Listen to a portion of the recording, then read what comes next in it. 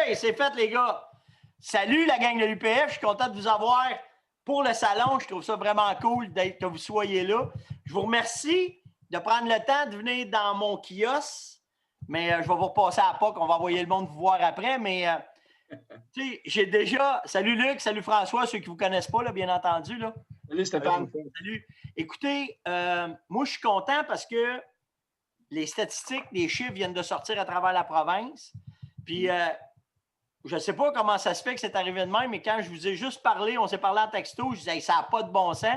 Puis Luc, il m'a juste dit, calme-toi, calme-toi. Ah, OK. Laisse-nous checker ça, on revient. Puis là, j'ai vu que partout, ça a popé partout.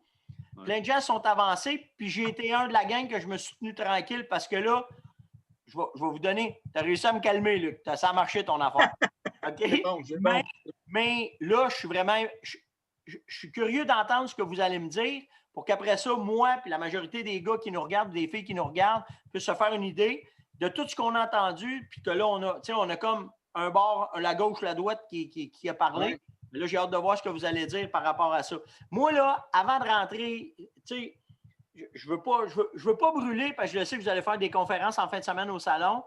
Puis je veux pas brûler vos conférences. Tu sais, je veux juste faire un survol vite pour répondre à certaines de mes questions. Parce que je vais être le premier assis sur le bord de ma chaise à aller écouter votre conférence au salon quand vous allez la faire. Mais tu sais, de ce qu'on entend tout le temps, c'est vous autres qui avez mis sur pied la chasse dans la zone 6. C'est vous autres qui avez parlé de la gestion pour la zone 6. Dites-moi donc ce que vous pensez des chiffres qui ont sorti dans la zone 6. Écoute, Steph, d'abord, c'est sûr qu'il y en a qui en ont profité pour nous écorcher assez rapidement. Il ne faut pas faire beaucoup d'erreurs, je te le dis. Mais la zone 6, là, à la base, là, est bonne. Là. On a eu une augmentation. La récolte de chevreuils en entier, on a eu une augmentation de 500 chevreuils dans la zone 6. Wow! Pas méchant. La quantité de mâles, on aurait pensé en avoir un peu plus.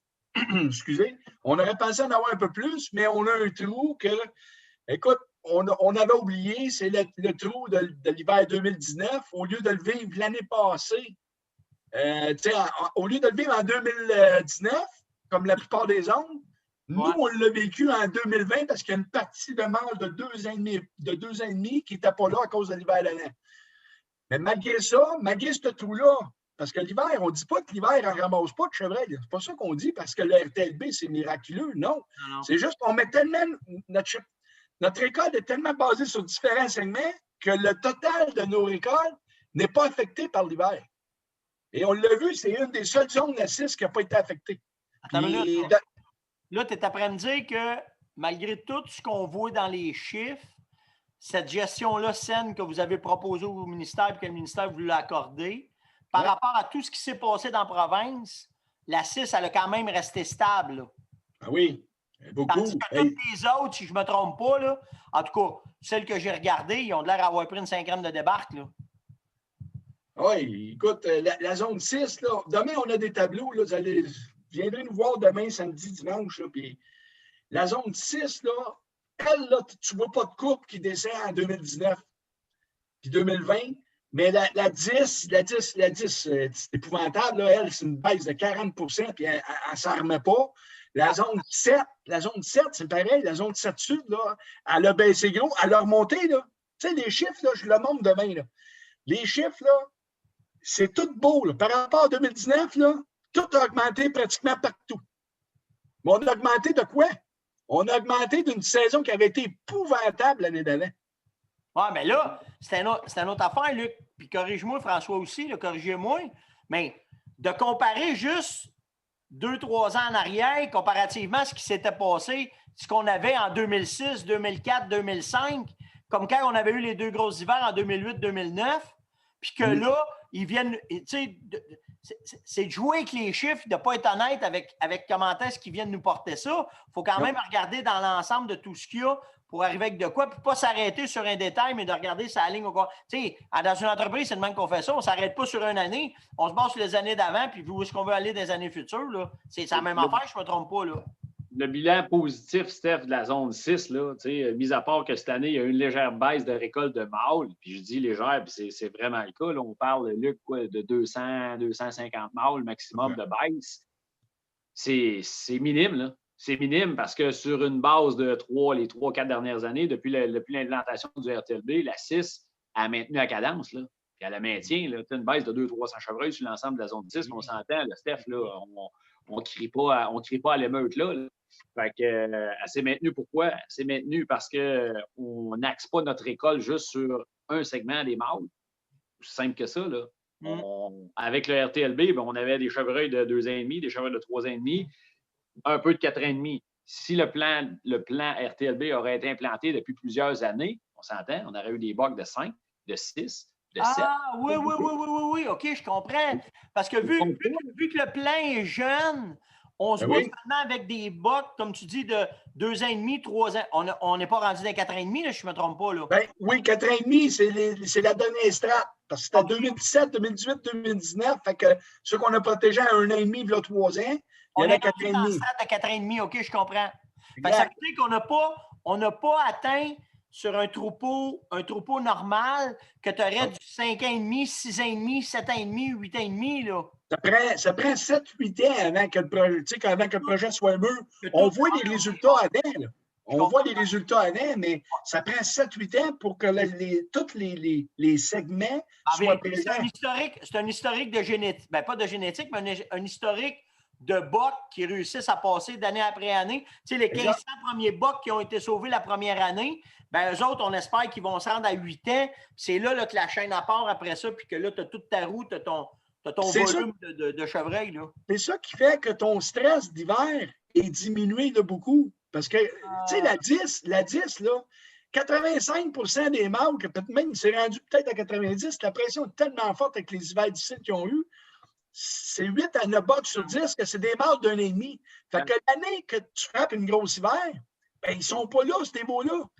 Au lieu d'en avoir 8-9 spikes, mettons, sur 10, ben, tu en as peut-être 3, tu en as peut-être 4. Ah, si, bon, je comprends cette façon. Là, c'est quoi qui arrive? Ta récolte, elle baisse vite, puis elle est dure à remonter parce que tu n'as pas ce qu'il faut pour que les rendes des femelles à dynamique. Tu n'as pas assez de mâles, ton ratio est déséquilibré. Puis là, ben, on connaît la chanson qu'on va expliquer encore toute demain. Là. Ton ratio déséquilibré, tes veaux Nestor. Ça veut dire qu'en fin du compte, le 3-4 ans qu'on a d'historique de la 6, ça prouve qu'elle est capable de soutenir les hivers qu'on a, puis en plus, elle est capable de soutenir une certaine pression si la pression de chasse est bien faite. Oui, puis demain, Stéphane, on explique exactement pour les zones à faible densité, l'importance du RTLB puis le rôle que ça a pour justement pas vivre ces situations-là. OK, je veux pas brûler ça, mais là, l'autre question qui me fait dans le fond de la gorge, c'est les 2 bocs, ça a-tu fait de quoi que vous voyez que ça aurait fait de quoi qui n'a pas de bon sens? Bref, ça, là, c'était notre plus grande crainte. Moi, personnellement, c'était ma plus grande crainte, là, les 2 bocs dans la même zone. Le message que ça l'envoyait, first, on en a parlé là, à quelques reprises là, dans différents médias. Moi, c'était le message, je ne l'aimais pas. Puis ce que ça s'enlignait pour faire, ma crainte, c'était que les gens, nos chasseurs embarquent trop dans cette possibilité-là. On s'entend, là, historiquement, là, depuis les années 70, on est tous devenus des chasseurs de bocs. Là. Oui. Puis en permettant à 2 mâles dans la même zone, notre crainte, c'était ça. La 5, la 8, c'était des zones hyper libérales. C'était des zones qui présentaient une récolte quasiment 50-50 entre les mâles et les femelles. Ça tu parles là, des dernières années. Là. Quand la majorité des chasseurs qui rentraient dans la 8, je la connais, là, qui rentraient dans ces zones-là, la portion de récolte était tout le temps, on va dire ça, 1 pour 1. Un mâle, une femelle depuis toujours. Oui, bien, ça fait 15-20 ans. Là, ça fait un bon bout là, que c'est très, très, très similaire. Cette année, la 8, là, on n'a jamais vu ça. Là. C'est presque 2,3 ou 2,4 bottes par femelle. Le problème commence dans la 8. Puis dans 2 ans, 3 ans, on va vivre exactement ce qu'on a vécu dans la 7. Ça a pris 3 ans, puis la qualité, à quoi? Elle a planté. Fait que ça, puis là, je ne veux pas l'entendre si ça va me gricher dans les oreilles, mais ça veut dire que la 15 a mangé une shot de fou de bord par rapport à ce que vous pensez, là. La 15, c'est la même affaire, Steph. Tu sais, moi, je les appelle les zones marginales. On s'entend, là, on parle de la zone 15, elle est bien grande, là, elle est bien grande, mais tu le sais pareil comme moi et puis comme la majorité des chasseurs. Là. chevreuil est comprimé autour de certains villages, puis il y a 2-3 petits spots, là, un peu comme dans la région de la Tuque. Et ça, c'est pareil. Là, je suis d'accord. Oui, je comprends ça, j'ai chassé là. On a beau dire que la zone est grande, puis qu'il s'est tué juste 500 chevreuils, mais il s'est tué 500 bocs. Ah! Je ne sais pas le chiffre exact, Luc, tu pourrais me le sortir, mais c'est pas grave. Moi, c'est ce que j'avais eu comme information, qu'il y avait eu au-dessus de 500 mâles qui s'étaient récoltés dans toutes ces petites micro-pochettes-là qui avaient du chevreuil. Là. Écoute. 529 bocs. Ah! C'est triste. Puis, tu sais, le pire, Stéphane, c'est que la région avait demandé au ministère de dire, pouvez-vous protéger au moins les jeunes pour dire, on a un beau produit, on va attirer du tourisme, puis ils ont refusé. Mais, moi, je l'ai vécu à Saint-Michel-des-Saints. Il y avait du monde partout. Il y avait on était dans le temps de COVID, les hôtels étaient fermés, les restaurants, puis le petit restaurant, là, il ne fournissait pas le soir les chasseurs, tu voyais les gars habillés camo, puis c'était malade. Là. C'est une perte économique sur un tout petit segment, mais imagine, on le fait à grandeur du Québec. La carte n'est plus la même. Le Bas-Saint-Laurent n'est plus le même. L'Outaouais, il y a des pourvoiries qui ferment parce qu'ils sont plus capables de recevoir des clients. Tu sais, avec le salon qu'on est dedans, là, je le vois, je m'attendais de voir certains pourvoyeurs, puis ils ne sont pas là. Ils n'ont pas de produits à offrir. Non, c'est pour ça qu'on a l'appui des municipalités et des MRC. C'est parce qu'ils voient. Il y a une perte. Là. Puis, tu sais, là, je rajoute un point qu'on n'a pas parlé, Steph, tantôt, parce qu'on en parlerait pendant 1 heure, là, ça ne finirait pas. Dans tout le Québec, on a émis à peu près 30 000 permis de plus, soit 10 000 réguliers pour 21 000 double abattage. Sais-tu comment on a tué de chevreuil de plus pour les 30 000 permis? 500. Ah! 500, puis 500, Steph, puis ça l'inclut la zone 15, ça l'inclut la 26. Qui n'était pas là. Les modifications réglementaires, exemple, dans la zone 7, où c'est devenu plus permissif à Carabine, plus permissif dans 8 à Carabine. On a trouvé 500 chevreuils de plus pour 30 000 permis de plus. Juste dans la zone 8, au-dessus de 6 000 deuxièmes permis dans la zone 8. C'est 30 des deuxièmes permis qui s'en vont dans la zone 8. C'est quoi? On a une légère augmentation. Ça veut dire quoi? Que la pression, le citron, là, on le presse. Il n'y a plus rien. On le presse, le citron. Il y a des petits paquets. Selon ce que tu as regardé, c'est où après qu'il y a eu beaucoup de ventes de permis pour mettre cette pression-là dans les zones? Bien, écoute, les zones 5, 6, 7, 8, tu as 66 des permis qui sont allés là où il y a du chevreuil. Les zones qui ont le plus de chevreuil au Québec. Où est-ce qu'il y a du chevreuil? Mais tu sais, là, ce que ça a eu comme effet, le deuxième permis, Steph, c'est pas d'augmenter la quantité de chevreuil. Tu sais, tout le monde a paniqué au départ, puis le ministère avait quand même un peu raison. C'est pas ça qui a fait qu'on a vidé les trous. Le problème, c'est qu'on a mis tout l'accent sur les mâles, partout. Tout le Québec, on récolte moins de femelles, puis on récolte beaucoup plus de mâles. À l'exception de la 6. La 6, vous regardez votre tableau, on est seul que nos femelles, on est encore très haut, puis que nos mâles, on est dans la moyenne, un petit peu moins. On a perdu 200 bas. Vous êtes dans la zone où est-ce qu'il y a eu le plus d'éducation, les chasseurs sont les plus sensibles, puis les gars, ils ont reçu le bonbon. Les gars, ils ont vu arriver la première année, la deuxième année, la troisième année, puis les gars, ils ont vu que les bocs, la qualité du troupeau, elle était là, puis ils ont compris l'essence de faire juste une saine gestion. Présentement, vous avez probablement les meilleurs gestionnaires de la province sur dans 6. Stéphane, il ne faut pas oublier une chose à 6. Là. On a baissé de 200 chevreuils, 200 bocs, excuse, à peu près, 26. Il ne faut pas oublier une chose. Là. On a tout protégé nos jeunes mâles là-dessus. Là. Tu imagines la possibilité de bocs qu'on aurait pu tirer?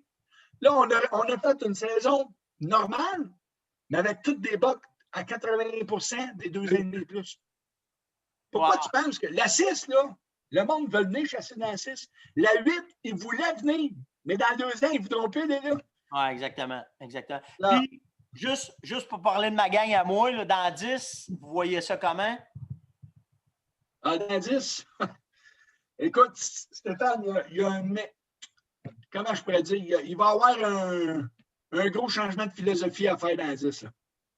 Il faut absolument protéger les jeunes mâles. C'est capital.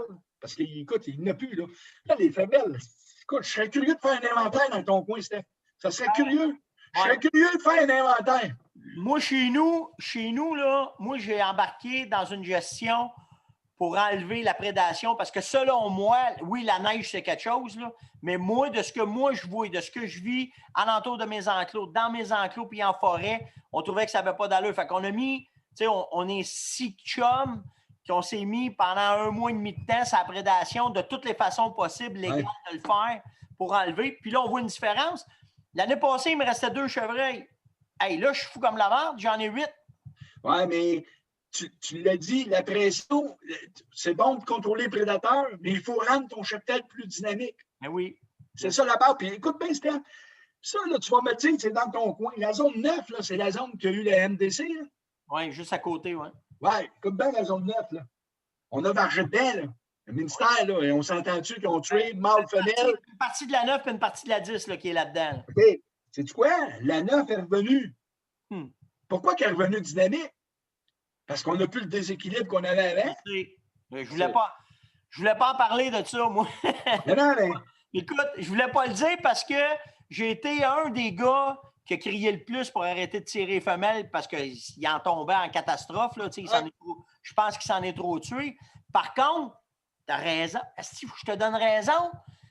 De ce que je vois là qui est ici, je suis rendu dans 8 chevreuils que j'ai, 50-50. 4 bottes, 4 mètres. Mais il ne faut pas faire la même erreur. Il ne faut pas partir dans le sens où on récolte juste les mâles, qu'on protège les femelles. Il faut y aller. On a autant de vos femelles que de vos mâles. Fait qu'il faut récolter le même nombre des deux. Exact. Puis là, là, ce qui va arriver, c'est que, tu sais, dans les inventaires que j'ai faits, parce que là, j'en ai 8 qui restent ici, mais j'en ai que j'ai vu arriver dans la migration, puis toute la kit, j'ai vu des beaux masters passer. Il en reste des masters, là, tu sais. Je les ai vus passer, mais je le sais que l'année prochaine, la majorité des chasseurs en entour, tu sais, moi, ça ne me dérange pas de sauter encore par-dessus ma chasse l'année prochaine. Je n'ai pas chassé chez nous cette année, là. Ça ne me dérange pas de sauter par-dessus encore l'année prochaine pour aider, continuer à faire un aménagement, enlever ma prédation, les aider, puis le kit, qu'est-ce qu'il faut que je fasse. Mais la majorité des chasseurs ne sont pas éduqués comme nous autres dans 6, puis là, je ne sais pas ce qui va arriver.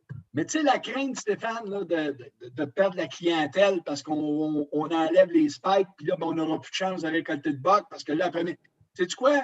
La 6, ça a pris 2 ans, 3 ans, tout le monde a fait rien qu'en parler, puis tout le monde voulait aller chasser dans la 6. Oui, vous êtes le meilleur exemple de la province que vos chasseurs qui chassent dans la 6, ce sont. Vas-y, Frank. La bonne nouvelle, là, Steph, là, c'est que le message passe tranquillement. On le voit, là, il y a des attaques qui viennent d'un petit peu partout, là, mais de façon générale, là, on est capable de bien expliquer que dans la 6, ça va bien. C'est pas catastrophique, loin de là. Non. Dans la 6, ça s'est bien maintenu. Il y en a des zones avec des gestions complètement opposées où ce que ça va vraiment pas bien. Oui, l'hiver, l'hiver fait fort, ça. On peut pas, on le sait, ça. On est complètement d'accord avec ça, Steph.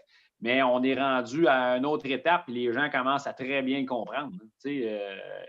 Pourquoi que l'hiver fait fort? On va l'expliquer demain. Là. Bon, hey, moi, j'arrête ça là parce qu'il faut rentrer dans le kiosque puis il y a du monde qui va venir nous voir. Merci les gars de m'avoir donné ce temps-là. Moi, je trippe sur chevreuil. Que je parle avec un bord ou l'autre, j'ai du fun autant, mais c'est hot quand on vous parle vraiment. Fait que, hey, dites-moi, vos conférences sont quand? Parce que j'ai oublié de les prendre en note. Vendredi, 2h.